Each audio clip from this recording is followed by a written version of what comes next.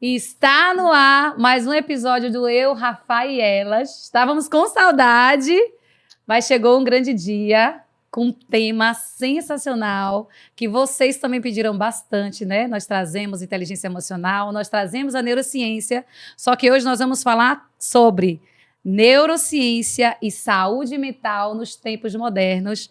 E para isso, nós trouxemos o Dr. Gary, que é neurologista, e vai tirar um monte de dúvidas, inclusive minha, Muritiba. Não fica me segurando, tá bom? Eu vou fazer um monte de perguntas. Mas é isso, doutor. Fica à vontade, se apresenta, a audiência é sua. Obrigado, gente. Estou muito honrado pelo convite, estou muito feliz em estar aqui. Ela já é uma grande amiga minha, já tivemos um bom contato ali em várias oportunidades, e é um prazer também estar com ela, que, graças a Deus, eu fico muito honrado com esse convite, tá, gente? E meu nome é Gary Dourado, eu sou médico neurologista e neurofisiologista. Também sou pós-graduado em psiquiatria e saúde mental, também estou fazendo uma pós-graduação em neurociência comportamental. Então, essa parte de cérebro e cabeça é uma coisa que eu gosto, eu amo. Quem me conhece sabe que é algo que está sempre nos meus assuntos, está sempre na minha mente e está sempre nas minhas conversas também. Eu tô querendo fazer uma consulta online aqui na hora. Segura que a influente sou eu, vai. Segura aí. E agora vamos falar sobre os nossos patrocinadores, que são aqueles que viabilizam todo esse trabalho, né? O apoio é incondicional e essas empresas que eu vou trazer aqui para vocês, conecte com eles, que são profissionais de grande excelência. E para começar, nós vamos trazer a queridinha Que Pizza, da Rafaela Muritiba, que está aqui no nosso lado, que tem avançado bastante com as franquias. Entra nessa atmosfera. Temos também pela primeira vez a Dani Santos. Fala sobre a Dani aí, Muritiba. Dani, gente, é uma fotógrafa que ela trabalha com posicionamento de imagem. Se você está buscando se posicionar nas redes sociais, ela tem um trabalho fantástico. Inclusive, eu tenho como referência as minhas fotos, tá? Foi quem fez meu ensaio, eu super indico. Incrível, incrível. Eu também quero fazer um ensaio com ela. Temos também o Dr. Rômulo Bagano, médico nutrólogo, que tem um trabalho diferenciado. Dr. Rômulo, é sempre uma alegria tê-lo aqui com a gente. E agora, Mona Lisa volta. Mona Lisa é empresária, escritora, mulher de Deus, maravilhosa. Tem vários negócios, mas hoje ela trouxe a Speed Hand Coffee, que mudou de endereço, tá em Lauro de Freitas. Então, meninas, Lauro de Freitas, vão lá. Lauro de Freitas, Salvador, né? Tem um trabalho diferenciado, de alta qualidade. E pela primeira vez, nós traremos um evento aqui, porque vale a pena. A Conferência Prospere, primeira conferência da Verbo Lauro de Freitas. Então, você de Lauro de Freitas, em Salvador e grande região, não pode perder nos dias 21 a 23 de novembro. Haverá um antes e depois. É isso? É isso. Então, bora lá. Então, vamos começar. Vamos. Doutor, a gente tá aqui se segurando para não fazer uma consulta online, né, Muritiba? Eu já vi as suas anotações aí, viu? Desde ontem que eu já peguei aqui. Então, vamos trazer hoje, né? Fala-se mal do século, ansiedade. O que é isso? É realmente as telas? Sempre fomos ansiosos e não tinha diagnóstico? São tantas perguntas, doutor. Mas, assim, fica à vontade. Vamos começar com ansiedade. Certo. É um excelente assunto, gente, porque ansiedade é realmente o mal do século, né? Muitas vezes nossos comportamentos, nossas decisões, elas são influenciadas e muitas vezes até baseadas pela ansiedade que nós temos. E muitas vezes, se essa ansiedade está num nível muito alto, são decisões que costumam ser erradas e costumam ser equivocadas. Porém, ansiedade é bom. Uau. Bom. Por que esse olhar de vocês para mim? Uau. É bom. Vou explicar por quê. Quando vocês lembram na escola que vocês tinham que estudar para uma prova, que vocês se preparavam, às vezes se juntavam em grupo para estudar, e vocês passaram na prova, não foi? Uau. Foi. O que fez você passar na prova foi a ansiedade. Vocês concordam que dificilmente vocês iriam meia-noite para um lugar muito perigoso, um lugar de violência, que tivesse riscos para a vida de vocês? Vocês não iriam para um lugar desse, não é? Não. Sozinhas, Não. meia-noite. É a ansiedade que está protegendo vocês. Então, ansiedade é bom. até certo ponto, né? A partir de um certo ponto, a ansiedade passa a ser um transtorno, passa a impactar a vida da pessoa. Mas, pasme, quanto mais ansiedade, mais produtividade, até certo ponto. Passou desse ponto, já não é mais ansiedade, é um transtorno da ansiedade. Tá? Entendi. E, além disso, a ansiedade é algo que é natural do ser humano, dos mamíferos. Todo mamífero tem ansiedade e é absolutamente necessário para a sobrevivência dos seres vivos e dos humanos também. Eu gosto de ensinar a ansiedade para meus pacientes fazendo o que eu chamo de metáfora da zebra. Tá? Posso fazer com vocês aqui? Pode, deve. Quem é paciente meu, com certeza já ouviu essa história. Quem é paciente meu e trata ansiedade ou algo assim. Vamos imaginar que nós três, Ediane, Rafa e eu, somos 3 zebras. Certo. E nós estamos na savana, nós estamos na África, que seja. Só que tem mais 80 zebras com a gente, nós estamos em bando. Mas nós somos mais próximos, tá? Então a gente está juntinho aqui, comendo uma graminha, né? Vamos imaginar que aqui à esquerda de vocês, à minha direita, tem um riacho. Aqui tem uma árvore grande. E a gente está aqui, a gente está bem, a gente está comendo, a gente não está percebendo que existe nenhum perigo ao nosso redor, algo que coloca a nossa vida em risco. Então, nosso coração está batendo devagar, nossa respiração está tudo bem, né? Estamos respirando normalmente, lentamente. Nossos pensamentos, eles podem estar distraídos, falando de coisas positivas, falando de futuro, falando de planos, ou até mesmo de passado, né? Então, nós estamos bem. Mas, de repente, Ediane olha para mim e fala, Gary, tem um leão ali. Ufa. E você fala, tem outro ali, tem 3 aqui. E eu ainda falo, tem 3 leões ali. Gente, estamos cercados. Vamos morrer. Aí o que acontece? O nosso cérebro, em uma região chamada hipotálamo, mais especificamente na amígdala, ele dispara um alarme, dizendo, olha, faça alguma coisa, senão você vai morrer. Uau. Tá? Então, nosso sangue começa a circular adrenalina, né? Aumenta o nível de cortisol, e nosso corpo se prepara para fugir ou para lutar contra os leões. Como os leões são mais fortes que as zebras, o ideal é fugir, né? Não é lutar, é realmente fugir. Então, o que acontece? A adrenalina faz o quê? O coração vai acelerar, porque é necessário que o sangue circule mais, o sangue chegue no cérebro com mais volume, chegue nos músculos. Então, o coração acelera, dá aquela palpitação, aquele apertozinho. A respiração pode ficar mais profunda, porque a gente precisa oxigenar o cérebro, pegar mais oxigênio. Que mais? O pensamento fica um pouco mais negativo. A gente tem que pensar nas piores hipóteses possíveis. Pensar, poxa, se eu correr para cá, tem um rio, a gente pode se afogar. Aqui tem uma árvore, vamos cercar. Poxa, ali a gente tem chance, então vamos correr para lá. A gente tem que pensar no pior, não pode pensar tranquilamente agora. Uau. O intestino não é importante agora, então o intestino vai funcionar mal agora, nesse momento de fuga. O que mais? As decisões vão ser mais rápidas, é necessário uma decisão mais rápida. Nesse momento de estar fugindo de um leão, é importante que as mãos estejam quentes, estejam perfundidas de sangue? Não é importante agora. O sangue tem que ir para os músculos, para o cérebro. O que acontece com as mãos, com as patas da zebra, no caso? Ficam frias, meio suadas, né? É importante agora que os músculos estejam mais tensos, né, não é? Sim, para correr, né? Para poder ter força para correr, quem sabe escalar uma montanha. Enfim, então os músculos vão ficar tensos, principalmente nas regiões de fuga e de luta, que são região cervical e ombros e lombar da zebra, no caso, né? Então, tensão muscular. Mas tem um músculo que tensiona também. A corda vocal, a laringe, um nó na garganta, porque é preciso tensão muscular. Então, aqui também é músculo, então ela tensiona. O que vocês perceberam aí?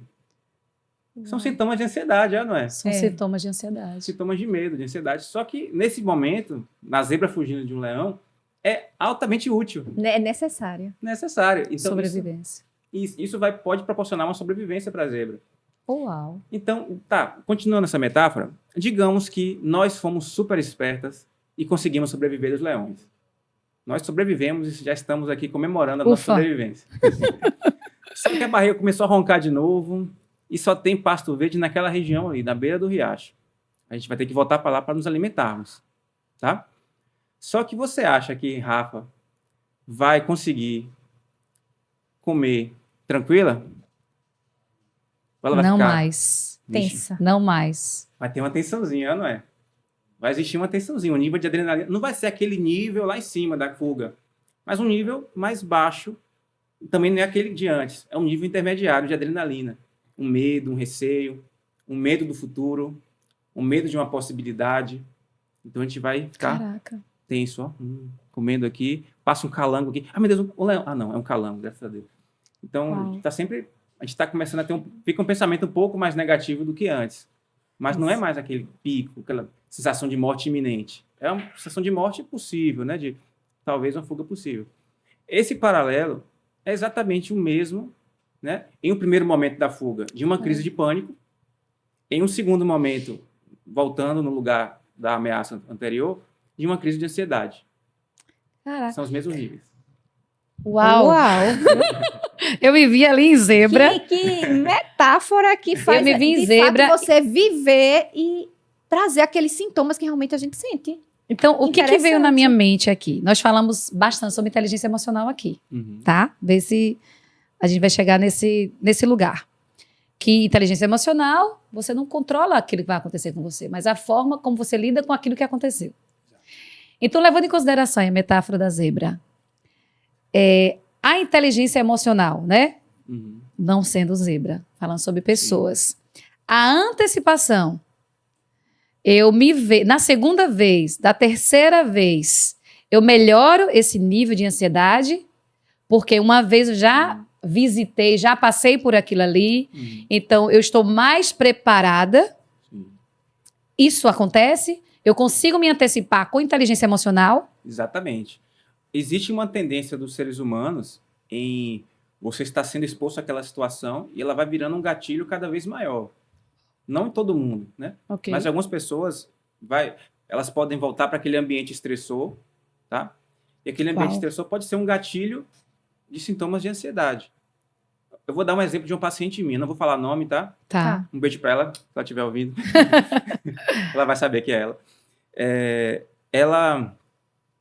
Ela tinha sintomas de ansiedade, essa palpitação, essa falta de ar, sensação de não estar respirando direito, toda vez que via o sol se pôr.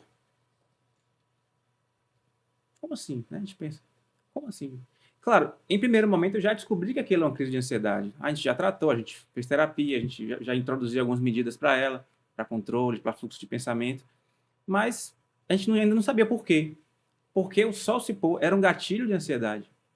Com o tempo, ela fazendo terapia, a gente também seguindo as consultas, acompanhando, a gente acabou descobrindo que aos 19 anos ela estava no mar e ela quase se afogou. Ela foi puxada por uma corrente. E adivinha, o sol estava se pondo. E ela subiu para respirar e viu o sol se pôr. Subiu para respirar, viu o sol se pôr. Inconscientemente, no cérebro foi instalado um gatilho. Sol se pôr é igual a risco de morrer. Sol se pôr é igual a perigo. Meu Deus. É um processo totalmente inconsciente. Ela não tinha nenhuma consciência que aquilo acontecia por causa daquilo. A partir do momento que ela teve essa consciência, ela começou a manejar melhor os sintomas. Mas a ansiedade pode fazer isso com a gente. Pode criar gatilhos e fazer com que esses processos de fuga e de luta se desencadeiem e a pessoa fique ansiosa. Mas tá, o que acontece com a pessoa que tem inteligência emocional? É isso, eu estava querendo voltar aí para entrar nesse assunto aí. Uau. Quando ela fez essa pergunta para você, me veio a questão do forte impacto emocional. Uau. Que foi o que aconteceu com a sua paciente. Aquele momento gerou um forte impacto emocional, né? Exato. Que causou essas sensações nela. Perfeitamente. E aqui é o seguinte, só uma coisa. Nós temos uma visita ilustre aqui, e aqui a gente tem liberdade, entendeu? Então, fazemos uma comunicação para mulheres e família, então a esposa chegou. Então, vem aqui, seja bem-vinda. Pode dar um oi aqui, ó, ao vivo. Pode vir aqui, ó, porque a gente incentiva a família. Bem-vinda. Em outro momento, quem sabe a gente faz um podcast junto aqui em família. Super bem-vinda. Fique à vontade. Viu? Muito bom ter vocês aqui. E sabe, dentro dessa perspectiva de inteligência emocional, com neurociência, Sim. eu vi uma reportagem uma vez e o especialista falou assim, ó, o subconsciente ele é atemporal. Totalmente. Então ele não entende, olha só como isso é forte, ele não entende passado, ele não entende futuro, ele vê presente. Então quando tu trouxe essa adolescente que todo pôr do sol... Gente, isso é muito forte. Você está passando por isso e vocês não têm ideia, né? E você não tem ideia. E para refletir. Que padrão você anda reproduzindo, você pode encontrar, né? Pontualmente em investigação.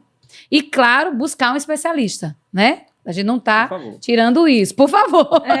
Né? Peça ajuda. Peça ajuda, né? Nós não estamos tirando a questão do especialista, mas que você pode olhar para você e identificar padrões que você está reproduzindo, porque o cérebro não entende, né? Eu viajava muito quando eu escutei a primeira vez, lá na Febracis, que o cérebro não entende o que é real do imaginário. Isso é muito forte. Perfeito. Eu abri aqui, ó. Não sei se a câmera vai conseguir pegar. Mostra para essa câmera de cá, será? Pronto. Vamos lá. Aqui, ó. Isso aqui é um artigo científico, tá, gente? Tá. Fechado. Fechou. Isso aqui é um artigo científico de uma pesquisadora. O nome dela chama Nadine Dirasta. O lugar que ela pesquisa é na Alemanha. Não sei se ela é alemã. Pelo nome deve ser uma coisa eslava, né? Algo assim. Eslovênia, não sei. Não lembro onde ela nasceu. O nome do artigo é o seguinte. A força de um sinal subjetivo e distinção de realidade e imaginação. O que ela mostra disso aqui? Que os eventos cerebrais imaginários, desde que passem o que ela chamou de limiar de realidade, eles não conseguem ser distinguidos pelo cérebro se é real ou imaginário. Não há essa possibilidade. Se o que a gente imagina é algo muito intenso, um forte impacto emocional, tal, né, o cérebro não é capaz de distinguir daquilo de uma realidade. Isso é muito interessante, gente. E o que acontece? Se você está vivendo, você não, se alguma pessoa, né? Ok, perfeito. Se alguma pessoa está vivendo um momento traumático mentalmente, o cérebro não é capaz de distinguir o tempo. Se aquilo aconteceu no passado ou está acontecendo agora. O estresse pode ser exatamente o mesmo. Verdade. É atemporal. E eu vou contar uma experiência minha. Eu já tenho uns meses que eu não me comunicava com uma determinada pessoa. E por esses dias, eu já tinha vivido algumas situações que me causaram alguns fortes impactos emocionais e, ao se comunicar recentemente, gerou aquele gatilho que eu comecei a ter aquelas mesmas sensações, como se eu tivesse tendo crise de ansiedade.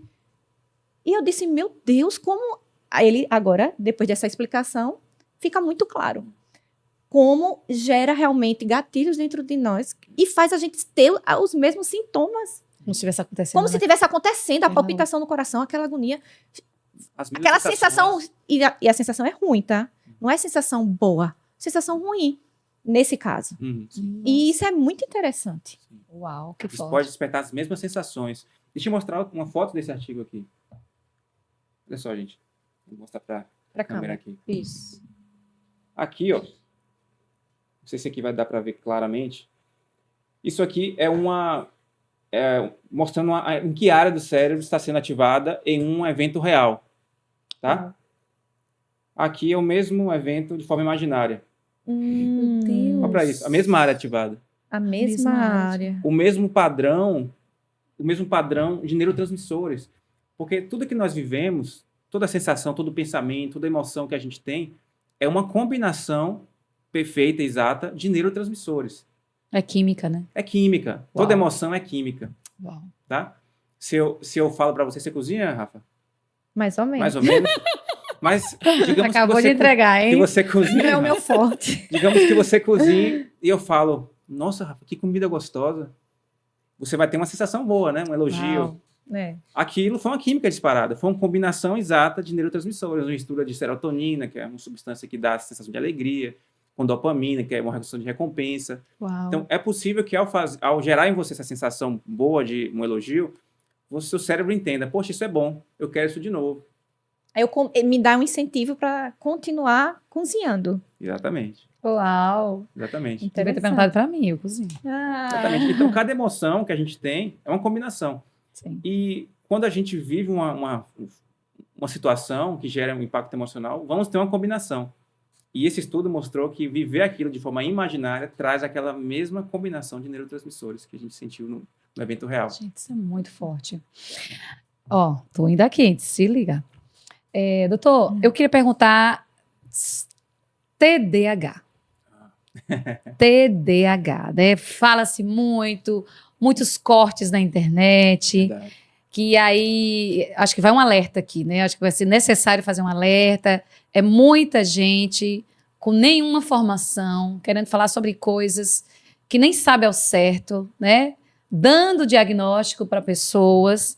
E eu acho que cabe esse momento, né? O senhor aqui como especialista. E também vi na sua página que o senhor também é TDAH. Verdade. E isso me tocou muito, profundamente, porque eu não falei publicamente ainda, mas o meu filho de 6 anos, o João, ele tem um diagnóstico, que eu digo que é o diagnóstico do homem, Sim. né? De TEA nível 1, que é o autismo, com TDAH. E aí, naturalmente, eu tenho um valor teórico alto, já gosto de ler, já gosto de estudar, mas está falando sobre o meu filho. E quando eu estou diante de um médico que tem diagnóstico de TDAH, isso, para mim, assim, é muito significativo, né? Na verdade, eu fico até emocionada, porque não há um limitador, né? Porque muitas vezes esses diagnósticos chegam como uma avalanche negativa de informações, né? Então tem muita especulação. Então eu queria que, assim, antes de falar, né, do especialista no assunto, de alguém que vive, né? De como foi tua vida, sabe? Fala um pouco assim do Gary antes do médico, tá? Claro, claro. Eu me lembro de ter tido uma infância com algumas dificuldades nesse aspecto, né? De uma dificuldade de concentração, de uma dificuldade de manter o foco, coisas que eu não gostava tanto. Mas meus pais não procuraram ajuda, eu também não entendi o que acontecia. Eu só sei que eu ficava muito angustiado por não conseguir me concentrar. Os pensamentos que vinham em mim meu Deus, por que minha mente é assim? Por que minha cabeça é assim? Nossa, como eu queria ser normal, como eu queria conseguir parar aqui e ler um texto corridamente, né, cursivamente. E vinha aquela frustração, aqueles sentimentos de culpa, muitas vezes, né? E já um pouco maior, no fim do ensino fundamental, eu ouvi palavras duras de professores, né? Dizendo, você é muito sonso, você não presta atenção, se chover, choveu, se fez sol. Eu lembro até hoje dessa fala de um professor de história do ensino fundamental. Meu Deus. Não acho que ele fez por mal. Paulo, um abraço para você. Não fez Falta por mal. de conhecimento, muitas vezes. Não fez por mal, né? Ele era eu gostava muito dele, mas eu lembro do dia que ele falou isso, eu lembro de todos os detalhes do momento que ele falou isso para mim. Da sala que eu estava, das janelas abertas à minha direita. E eu me perguntava, nossa, por que isso? Por que eu sou assim, né? E isso, de certa forma, impactou muito na minha identidade, né? Impregnou alguma coisa na minha identidade em relação a isso, por estar ouvindo isso. E com um impacto emocional muito forte, né? E isso me gerou algumas perdas de confiança em mim. Né? Insegurança, né, doutor? Exatamente. Eu passei a ter muita crença de insegurança e incapacidade por conta disso. Porém, o sonho era muito grande. O sonho era muito grande. Eu acho que isso me deu muito combustível. Existia um porquê muito forte, né, dentro de você, para poder você buscar aquele conhecimento que hoje está trazendo aí para tantas pessoas. Verdade, eu gosto de crer dessa forma. E eu agradeço muito a minha mãe, que está no céu, que ela mexia muito na minha identidade, dizendo que eu era inteligente, que eu era capaz. Ai, meu Deus. Ela tocava muito na minha identidade em relação a isso. Me dava essa crença. E meu pai, do jeito dele, também falava coisas parecidas. Que, poxa, Gary, você é inteligente, você vai ser um bom médico. Você vai ser médico, você vai ser médico. E por fim, eu realmente tive essa dificuldade de concentrar, mas de tanto tentar, eu descobri formas, eu descobri caminhos. Eu confesso para vocês que até hoje é um pouco difícil ler um texto linha por linha. Ainda é difícil para mim. Quando eu estou fazendo o tratamento eu faço 2 tratamentos, né, o contínuo e o de pulsos, né? Sim. Quando faço de pulsos, ok, né? Mas no dia a dia é difícil ler um texto cursivamente. Mas eu criei formas de driblar essas dificuldades. Eu quero essas formas. Poxa, nem que passe 2 horas de podcast, mas vai precisar. De milhões. Eu confesso que eu não sei ensinar isso, porque foi coisas que eu desenvolvi mesmo, são muito pessoais.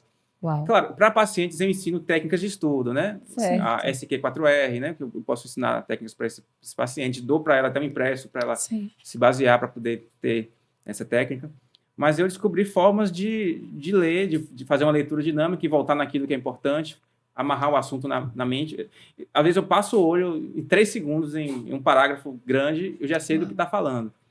E já falo, não, isso aqui eu preciso anotar. Aí, enfim, eu criei forma de estudar. Uau. E acabou que funcionou bastante. Hoje eu consigo estudar uma coisa e gravar por muito tempo.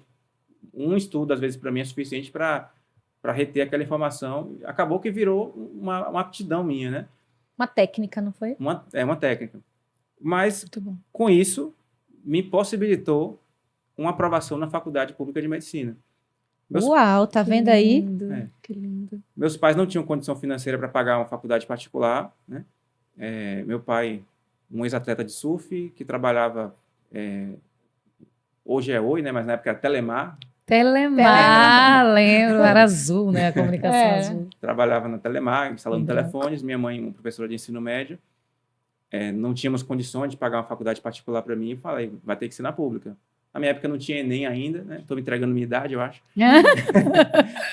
Não tinha Enem ainda na minha época. Tinha que ser. Aí eu consegui, graças a Deus, passar na universidade estadual. E na faculdade, no segundo ou primeiro, meu Deus, no segundo ano de medicina, o professor Nelson, excelente psiquiatra, deu uma aula de TDAH e falei, ué, peraí, Eu tenho esse negócio aí. agora eu tô entendendo. Uau. Eu tenho isso aqui. Aí conversei com ele, Deus. procurei ele em particular e falei, olha, eu acho que eu tenho isso aqui, essa dificuldade desde criança. E ele fez algumas perguntas que são importantes, tá? E depois a gente pode até falar sobre isso, sobre o diagnóstico de TDAH, né? A gente vai querer Excelente, falar eu sobre acho isso. que vale a excelente, pena que a gente falar demanda mesmo. muito. Demanda muito. muito. E a gente, eu vou falar por mim. Às vezes, como a Edjane falou, por conta do excesso de informação que hoje a gente tem nas redes sociais, confunde a nossa Rasas, mente. Eu falei com ela, amigo, eu acho que eu também tô. Bom. Graças a Deus, esse médico, eu vou aproveitar e vou fazer umas perguntas. E aí, É por isso que eu disse logo no começo para fazer uma consulta online, mas não, de porque fato é um assunto que demanda muito. E há realmente essa necessidade de um especialista, uma pessoa que de fato tem a vivência em si, E o né? know-how, Traz né? a vivência, o know-how de todo. É muito interessante. A gente quer que traga mesmo. Sim. E aí, enfim, eu comecei a me consultar com o Dr. Nelson e ele me deu esse diagnóstico, prescreveu um Ou tratamento. seja, tu já adulto. Já adulto, No segundo ano da faculdade Uau. de medicina. exatamente, 19 anos de idade. Aí eu comecei a perceber, tá, entendi por quê. Até então eu não entendia, eu só me culpava, achava que minha mente era diferente, que minha cabeça tinha um defeito. E vai gerando um complexo de inferioridade dentro da Total. pessoa, né? Eu digo porque eu já acompanhei uma criança que hoje é adolescente e gerava nele esse complexo de inferioridade. Ele dizia, essa escola não é para mim. Doutor, a gente faz assim, sabe? É ao vivo mesmo, a gente critica. Tem que perguntar pra ele se gera, amiga. Porque tu conhece um que gerou. Sim. Gera mesmo, é verdade, gera mesmo. É uma tendência, né, gerar. Ele não já disse que trazia esse uma complexo de tendência. culpa? Ele disse isso, por isso que É. eu completei. Sim, É uma tendência. né? Entendeu? correto. Gera sensações de incapacidade, complexos, né? Culpa, enfim, autoestima baixa. Por isso que é tão comum pessoas com TDAH terem outros transtornos também, né? Emocionais, como transtorno de ansiedade, como transtorno depressivo, né? Muitos deles podem Olha desenvolver. só que interessante. O risco é aumentado, né? Muito por causa disso. Então quer dizer que... repete agora essa partezinha, que é interessante. Às vezes a gente acha que só tem um diagnóstico, mas É muito comum. é muito comum ter a probabilidade de ter outros transtornos, no Exatamente. caso, né? Quem já tem o TDAH. Exatamente. Pacientes com TDAH têm um risco aumentado de desenvolver outros transtornos, como, por exemplo, transtorno de ansiedade, transtorno depressivo, dentre outros, tá? Transtorno de sono também. O risco aumentado. Então, pontualmente, para a pessoa que está nos ouvindo aqui, com quem eu devo falar, que especialista eu devo procurar, o psiquiatra, o neuro, sabe? Em termos de orientação mesmo, porque aqui a gente tem essa questão de informação, né? Sim. Então, quais especialistas que deve procurar em caso de adulto, né? E quais são os sintomas normalmente mais comuns? A gente percebe muito nesses vídeos, até com sátiras, né? Que são os esquecimentos, que a pessoa vai fazer uma coisa e quando ela chega lá, ela foi pegar um café, ela lava a xícara, guarda, quando volta, estava numa live. E é isso mesmo, é muito comum. São lapsos. O que acontece, doutor? O que Só para pessoa que tá complementar aqui- essa pergunta da Edjane, há diferença entre os sintomas de um adulto com os sintomas que acontecem numa criança ou... Perfeito. A gente consegue colocar a foto do cérebro, produção? Consegue. Inclusive, queria elogiar esse estúdio aqui. Que estúdio maravilhoso, viu? Ah, Ah, aqui, eles ó, são- nota Nota 10. 1000. Fiquei impressionado, viu? Já vou colocar, inclusive, aqui, ó, edição, ó, coloca já o arroba aqui dos meninos, que é nota 1000. Ó, Gente, vamos lá. a gente tem uma figura, uma ilustração, né, do cérebro aqui. E aqui, lá no canto aqui, né? Na frente, aqui estaria o olho, tá, gente? O olho da pessoa Aqui estaria nessa posição aqui onde eu estou, Isso. certo? E aqui Tá. é o que a gente chama de córtex pré-frontal. Tá. Ok. Certo. O córtex pré-frontal, ele tem, claro, várias funções, né? Mas uma das funções dele é o planejamento de futuro e planejamento, né, de futuro distante e futuro próximo, além também de controle de comportamento. Existe também uma função dele que é muito interessante, que é uma função de foco, né? Que é manter o foco em alguma coisa, né? Que é o nosso controle inibitório, assim chamado. Uau. O que é o controle inibitório? Eu estou lendo um assunto aqui, passa uma mosca voando na minha frente, obrigado. Passa uma mosca voando na minha frente, aí eu vou olhar para a mosca, o controle inibitório fala assim, opa, agora não. Só um minuto, você está estudando agora. Foque aqui. Se a pessoa que não tem um controle inibitório funcionando bem, como é o caso de quem tem TDAH, vai estar estudando, olha para a mosca, olha como a mosca voa bonito, lembrei daquele dia, a pessoa começa a empilhar pensamentos, né? Aí quando vê, opa, eu estou estudando, deixa eu voltar aqui. Poxa, não lembro mais de nada, vou ter que voltar do início. Então, é o controle inibitório, que é uma função relacionada justamente ao córtex pré-frontal. Tá? Só para a gente não perder esse time aqui, Sim. certa vez eu vendo uma reportagem sobre o uso de telas por faixa etária, né? Sobretudo na primeira infância. Sim. Falava-se nessa pesquisa, que eu não tenho ela aqui referência, mas eu posso até trazer depois. Né? Falava-se que há um prejuízo significativo nesse controle inibitório. Sim. E aonde eu quero chegar? Então, é possível que a criança não tenha TDAH, mas por causa do uso excessivo de tela, esse controle inibitório ser prejudicado? Com certeza. E lembrar que sintomas de TDAH não acontecem só em pessoas com TDAH. Uau. Tá? Virou uma chave aí em mim. Aí. Então já respondeu a pergunta que eu queria, tá vendo aí? Mas eu Vamos quero lá. aprofundar ainda esse Por assunto. favor. Vai, doutor. Vale a pena aprofundar muito ainda. Mas, enfim, então, se a gente percebe que o córtex pré-frontal é responsável pelo nosso controle inibitório, foco, né? Não desvio de atenção e planejamento, se esse córtex pré-frontal tem um problema, que no caso do TDAH, que é uma redução nos níveis de dopamina, que é o neurotransmissor que regula isso aí, a pessoa com TDAH pode ter sintomas como falta de atenção, perda de foco, impulsividade e falta de planejamento, né? Os 3 sintomas básicos do TDAH, eles são falta de atenção, impulsividade e hiperatividade, tá? Mas dentro da falta de atenção tem várias subassuntos que a gente poderia falar, né? A falta de atenção pode dar uma dificuldade em manter o foco em uma atividade que não traz prazer para ela, né? A pessoa pode começar uma coisa e mudar para outra e não terminar o que estava fazendo, porque o foco ele vai mudando. Ele começar projetos e não terminar, iniciar um curso e não terminar, um relacionamento e depois desinteressar do relacionamento, né?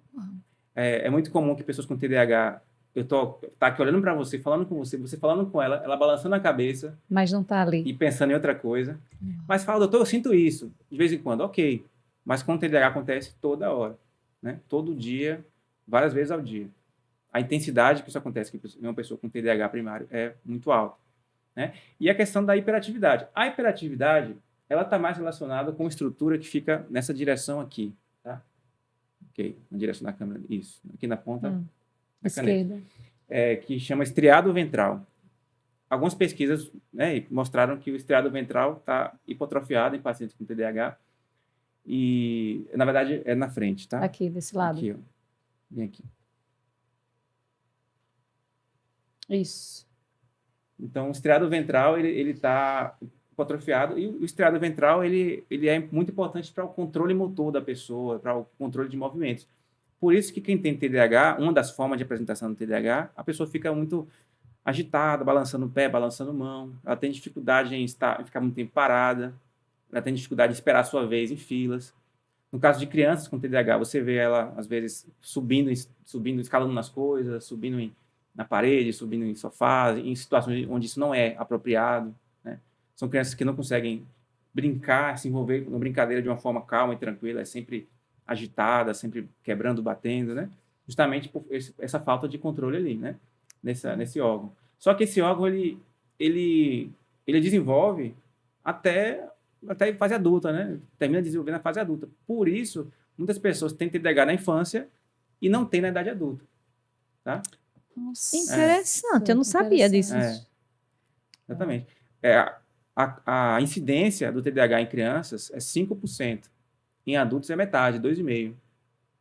Mas pode ser ao contrário, doutor? No caso, a criança não nascer, não ter, e a pessoa desenvolver na fase adulta? Pois é. Esse é um dos macetes para a gente saber que não é TDAH.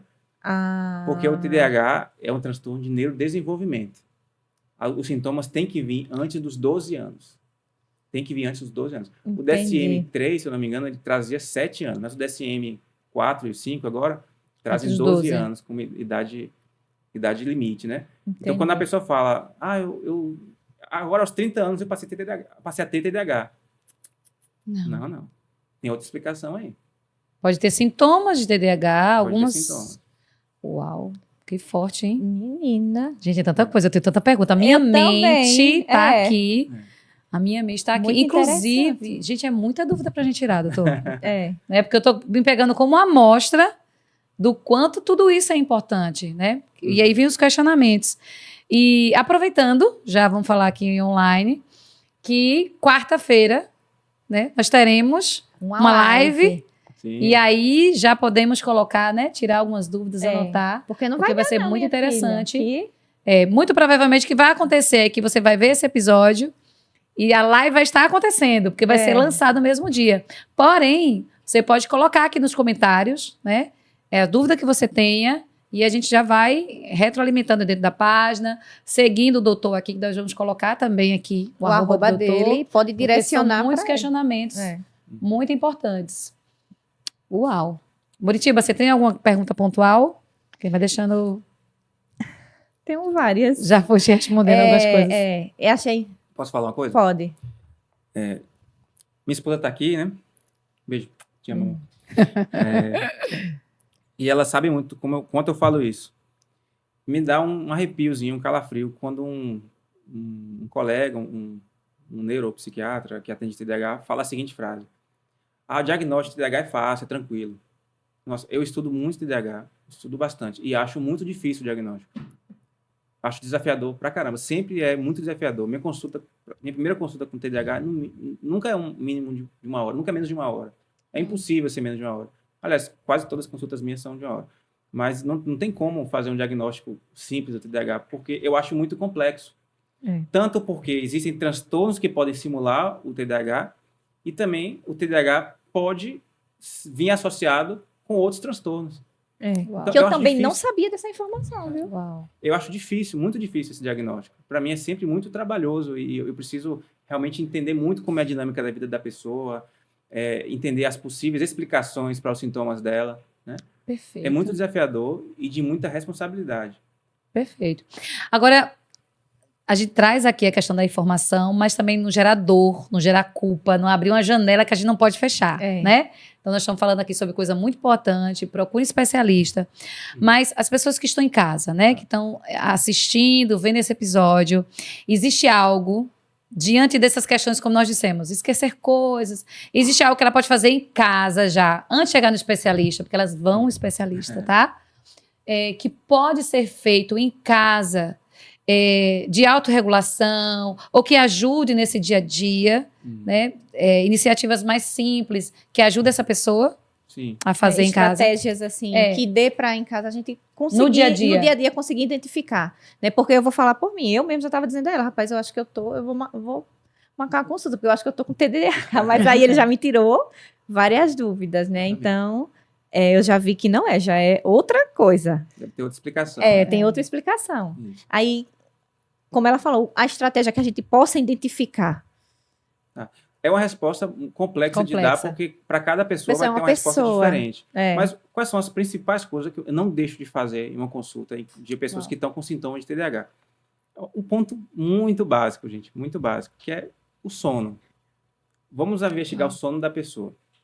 Pessoas que dormem mal, você que dorme, sei lá, 5 horas por dia, amigo, se cuide. Eu conheço pessoas que são assim, que dormem 5 horas, 4 horas por dia, isso de forma rotineira, né? Dormir mal vai causar uma disfunção em uma estrutura do cérebro chamada hipotálamo, tá? Um hipotálamo não funcionante, ele vai causar uma síndrome, sei lá, vamos chamar de síndrome TDAH-like. O que eu quero dizer com isso? Uns sintomas idênticos ao TDAH. Vai ser um TDAH causado pelo transtorno de sono. Entendi. Mas esse não dormir, porque a pessoa... Isso é muito importante. Eu conheço várias pessoas que dormem pouco. E dormem pouco em situações diferentes. Dormem pouco por estilo de vida, porque tem uma vida extremamente ocupada, e diz que é o suficiente, dormir 4, 5 horas, ou que precisam dormir pouco, ou aquela pessoa que não consegue dormir mais, que são populações diferentes. Para as mesmas pessoas, o mesmo prejuízo. Para pessoas diferentes, o mesmo prejuízo. Eu vou piorar um pouquinho mais a situação. Qual? Eu vou piorar mais. É o seguinte. Um adulto normal precisa dormir entre 7 e 9 horas. Isso é muito individual. Algumas pessoas ficam bem com 7, outras ficam bem com 9. Uma minoria consegue ficar bem com menos de 7. Mas é necessário pelo menos 7. Se a pessoa ela dorme mal por necessidade, a longo prazo, o corpo vai cobrar isso a longo prazo. Tá? Vai cobrar através de perda de funcionalidade, perda de desempenho cognitivo, né? Perda de saúde também, porque dormir mal pode acarretar também problemas cardiovasculares, risco de doenças cardíacas, doenças imunológicas também. Isso é muito sério. É muito sério. É uma epidemia mundial. E a pessoa que dorme mal também, porque se organiza mal em relação aos horários, a vida também vai pagar um preço por conta disso também. A atenção não vai ser a mesma, a atenção não vai ser o desempenho cognitivo, as respostas, os reflexos diante das situações não vão ser os mesmos. Mas aí eu vou piorar um pouquinho mais a situação. Isso vale até para mim, porque às vezes eu mudo um pouquinho o horário. Dormir com a frequência e com a quantidade ruim, né? Ou seja, dormir pouco, não dormir alguns dias, é tão ruim quanto a falta de regularidade. Ou seja, é tão ruim quanto ficar dormindo em horários diferentes. O sono tem um parâmetro da qualidade, né? Então, a qualidade do sono é você dormir e não demorar muito, deitar e não demorar muito para dormir, e acordar e não demorar muito para levantar, e dormir a noite toda sem ficar acordando. Então, isso é qualidade. Quantidade, que são as horas dormidas, e a regularidade, que é você ter horários mais ou menos próximos de dormir e acordar. Isso vale para fim de semana, tá, gente? Agora, gente, que isso vale para fim de semana. essa informação. Interessante. Agora, uma dúvida, doutor. Nesse caso, vamos supor, existem pessoas que não conseguem dormir cedo, certo? Então, hoje a gente sabe que existem alguns medicamentos, tipo melatonina, que até então alguns médicos falam que não tem problema, tal, que é uma fórmula, ajuda aquela pessoa que tem a dificuldade de dormir, né, em determinado horário, né, como você falou aí agora, a importância de manter aquele padrão de horário. Afeta, no caso, esse uso de medicação continuamente nos afeta, ou não tem problema a pessoa que de fato tem essa dificuldade de dormir, essa carga horária toda, não pode usar essa medicação? É muito individualizado, tá? Mas eu acho que a pessoa manter muito tempo o tratamento, nem que seja com melatonina, tem algo errado aí, tá? Tem situações de transtorno de sono que a gente vai prescrever uma medicação específica, né, para que a pessoa durma melhor. Mas a grande maioria, a grande maioria, o tratamento são medidas comportamentais. Você se preparar para dormir, né? Você ter uma rotina de chegar a certo horário, você começar a desacelerar, começar não sei se Dulce Mariano fala o instrumento do mal, né? O celular. Se afastar do celular a partir de certa hora do dia, de preferência 1 hora antes do horário que pretende dormir. A partir desse momento, né? Dá preferência a uma luminosidade mais baixa, alimentações mais leves, dá preferência a leituras ao invés de telas, né? Se possível. Se usar telas, usar telas com filtro de luz azul, que a luz azul das telas ela é altamente estimulante. Olha só quanta dica valiosa, viu? Meu Deus. Quanta dica valiosa. E assim, dicas valiosas. Eu acabo de olhar o horário aqui, não dá nem para acreditar que a gente tá indo para a reta final do episódio. São tantas perguntas, mas assim, muita coisa rica para trazer. Meu Deus, eu não sei você, amiga, mas eu tô aqui. Tem que ter outro episódio, doutor. Tem. Vamos ver depois a sua agenda, porque tem muita... Teria que dividir TDAH, ansiedade, porque, minha filha? Autismo, que já vem na minha mente aqui pra gente perguntar. Mas a gente tá indo pro fim, caminhando pro fim, sem querer interromper, mas já interrompendo. E eu queria muito que você olhasse para aquela câmera ali e trouxesse, né, algo importante, se eu queira falar, porque existe uma sociedade aí ansiosa por informação de qualidade, né? Então, fica à vontade para passar um recado aqui para nossa audiência, um alerta, uma estratégia. O senhor é livre aqui. Só uma dica. Não, antes, vai, uma dica. Rápido.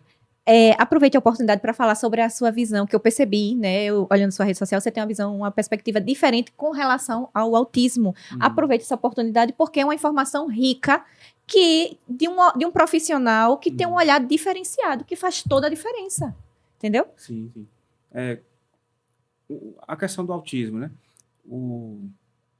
Hoje o diagnóstico do autismo ele é dado a pessoas que têm uma deficiência na questão social, né? Na questão de linguagem e do comportamento também. E essa pessoa geralmente vai ter algumas questões de repetição, de padrões, né, e tudo mais. Mas veja, isso são habilidades, concorda comigo? Habilidades de interagir, habilidade de linguagem, é uma habilidade cerebral, assim como existem habilidades musicais, que ela tem muito, né? Existem habilidades... Aí foi abençoada com vários dons. Existem habilidades de oratória, existem habilidades de esportes, existem habilidades de gestão. Enfim, cada pessoa tem as suas habilidades. Mas você joga futebol? Joga futebol, Rafa? Não, eu jogava handebol. Handebol? Eu jogo. Joga futebol? Jogo. E handebol você joga? Não. Não? Então tá. Rafa, eu posso dizer que você tem uma doença por não saber jogar futebol? Não. E eu posso dizer que você tem uma doença por não saber jogar handebol? Não. Não, porque vocês têm habilidades diferentes, tá? Só que digamos que o sonho dela seja jogar futebol. Eu vou simplesmente falar para ela, não, desista do seu sonho porque você não sabe jogar. Você pode treinar até se tornar. Você pode criar caminhos neuronais ali no seu cérebro de forma que você vai ganhar essas habilidades também, tá? Para mim, eu vejo o autismo dessa forma. Eu sei que pode ser polêmico, alguns colegas podem até discordar de mim, mas a forma que eu vejo o autismo, talvez não o autismo severo nível 3 de suporte, mas sobretudo o autismo nível 1, nível 2, eu vejo como uma inabilidade, tá? Essa pessoa tem uma inabilidade em algumas áreas específicas da vida, como a linguagem, como a comunicação, como as habilidades sociais, tá? Assim como ela não sabe jogar futebol, você não sabe jogar handebol, essa pessoa que teve esse diagnóstico não tem algumas habilidades específicas nessa área. E por isso as terapias elas são tão recomendadas, né? Mas só que essas inabilidades, a sociedade cobra muito que a gente tenha. Que a gente vai ter desvantagens. O que a gente vai fazer com essa pessoa, com esse paciente? A gente vai treinar ele. A gente vai fazer terapias de forma que ele adquira essas habilidades que estão faltando para ele, com a finalidade de facilitar a vida dele. Perfeito. E o senhor falando, e como eu coloquei, né, senhor, meu Deus, tão novinho, né? Eu já falei. Mas assim, você falando, e aí é o que eu vivo, e várias pessoas assim falam, eu não quero rotular meu filho, né? Tem esse diagnóstico? Tem, mas ele continua também tendo o perfil comportamental dele. Então, em algumas vezes, é comportamento rígido ou são comportamentos recorrentes de uma pessoa com alta dominância? Porque muitas vezes, pura e simplesmente, não está me confrontando. Ele está trazendo uma ideia que ele tem certeza que é uma boa ideia. E muitas vezes as pessoas se sentem afrontadas ou vai trazer em outros momentos, em caso de mães, né, que tenha crianças que estão com diagnóstico, né, birra. Sim. Ele tem o diagnóstico, tem, mas ele continua sendo criança. Não sabe fugir da rotina ou tem uma conformidade muito alta? Ou tem uma conformidade muito alta. Então, a habilidade de entender, a gente fala muito aqui sobre perfil comportamental, a habilidade de entender sobre perfil comportamental também vai ajudar mães ou pessoas que têm diagnóstico a dizer, olha, isso aqui é dentro do meu perfil. Isso aqui é dentro do meu perfil. Com diagnóstico ou sem diagnóstico, eu já faria isso. Eu teria uma tendência a fazer isso aqui, ou falar mais introspectivo, né? Não gostar de me dispor tanto. E nem por isso eu não posso desenvolver essa habilidade. Exatamente. Eu não posso trabalhar isso aí. Muito bom você trazer o ponto. Pulou na minha frente, era a minha primeira, mas tudo bem. Vamos lá, doutor. Mas aí a câmera é tua e fala com a audiência o que você quiser. Tá aí no coração. Bom, gente, esse podcast fala muito de inteligência emocional, né? E eu imagino que vocês já falaram muito sobre crenças aqui, imagino eu. Verdade. E é muito... O que é ansiedade na prática? São crenças, né? São crenças de ansiedade, né? Por assim dizer.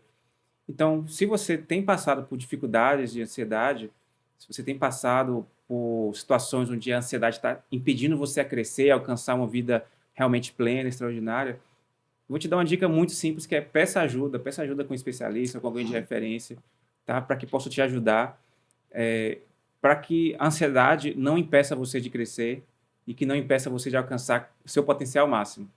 Mesma coisa eu digo para o TDAH, né? Porque se você tem sintomas de TDAH, recebeu o diagnóstico, você talvez está com dúvidas e quer alguém que seja especialista, referência na área, procura essa referência, procura alguém que realmente estude TDAH e saiba. E não deixe de tratar, não seja negligente com o seu tratamento. Se você tem TDAH, não está cuidando e não está tendo uma vida produtiva ou está achando que o TDAH impede você a ter uma vida plena, amigo, até quando você vai deixar isso acontecer?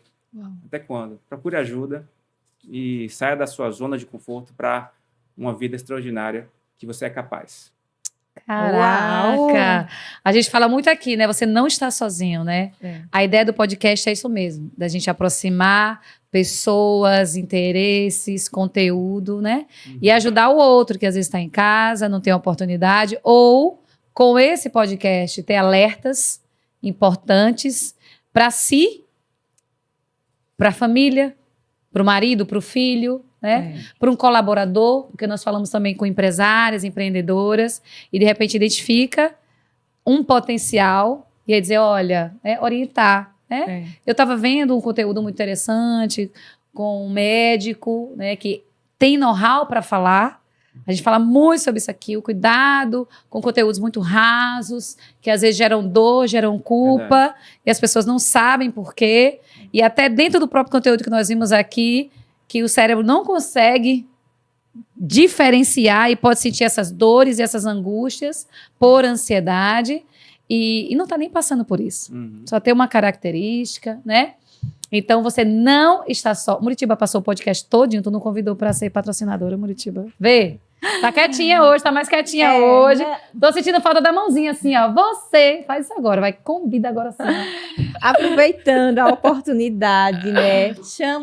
Convidar vocês para ser nosso patrocinador. Uau. Olha a importância de você contribuir, né? Para que tudo isso aqui aconteça.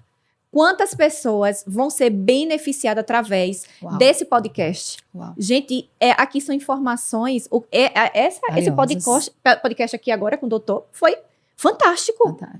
Ele deu uma aula, tirou. Eu estava com algumas perguntas, com questionamentos, mas ele direcionou de uma forma tão clara que nem precisei fazer as perguntas. Então, olha a importância de você despertar para ser um patrocinador nosso e levar essa informação para tantas pessoas que, com acesso à internet, vai conseguir identificar dentro de casa, né?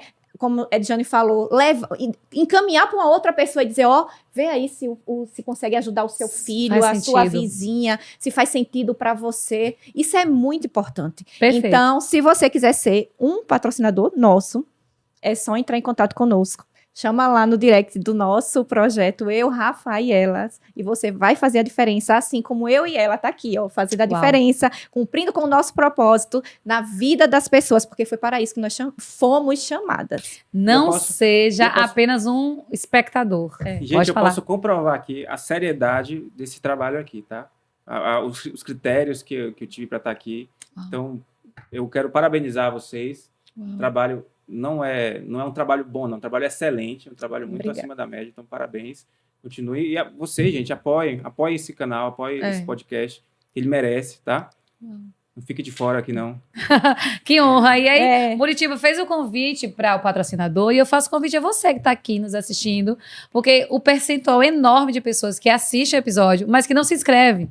E aí, por que inscrever é importante? Porque o algoritmo, que é uma máquina, né, não é um ser humano, que vai avaliar o quanto é importante, ele entende os toques na tela, ele entende as inscrições, ele entende quando você marca notificações. Eles, olha, é significativo. Quem leu o conteúdo todo, quem assistiu foi até o fim, então assista, se inscreva e compartilhe com alguém importante, porque eu tenho certeza que vai gerar impacto.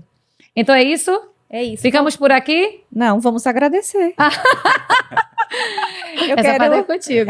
Eu quero aproveitar a oportunidade, doutor, e agradecer a sua disponibilidade de chegar até aqui, né, passar todo esse conhecimento, de fato, o seu know-how, a sua experiência de vida. Então, assim, eu fiquei maravilhada. Meu Deus, uma história linda que precisa, de fato, outras pessoas ouvirem e ver assim, não, se ele conseguiu, eu também consigo.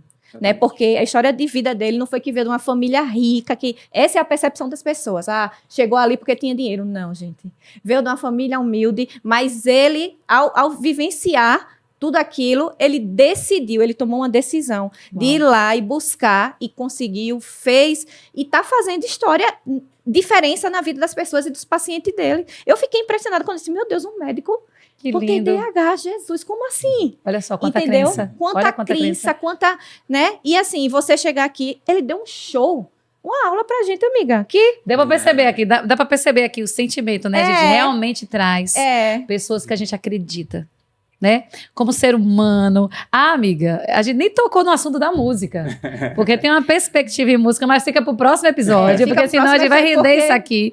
Mas dizer que realmente nós estamos honradas com a sua presença.